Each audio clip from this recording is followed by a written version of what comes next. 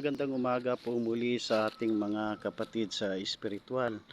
Nandito po muli tayo sa isang lugar dito sa Agusan, sa Misamis Oriental, upang tingnan o kunan ang puno ng isang tinatawag na tambis, sapagkat ito daw ay marami ang mga nakakakita na may nagpapakita rito na isang babae at isang bata, no? Lalo na sa pagsapit ng alas 3, alas 4 ng hapon.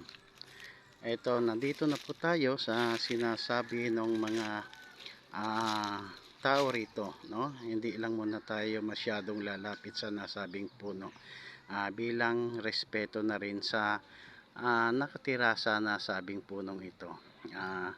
Etong puno na ito, dito raw mismo nakikita yung isang babae at isang bata, no?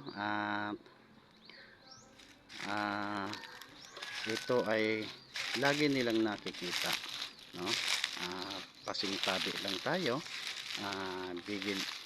bilang pagbigay pugay o paggalang na rin sa nasabing punong ito.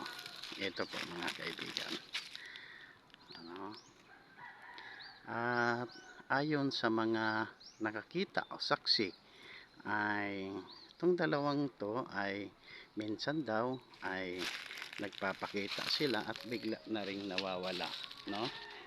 Dito po to sa bayan ng Agusan sa Mahayag, na kung saan ay ating pinuntahan o sinadyang puntahan upang sa ganon mapakita natin at makunan rin natin ng video. Yan lamang po guys, at maraming salamat po sa mga tumatangkilik sa ating mga video.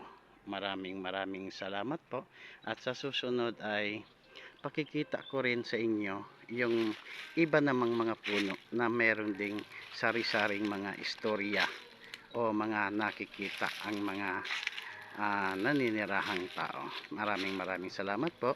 Hanggang sa muli, hanggang dito na lamang po.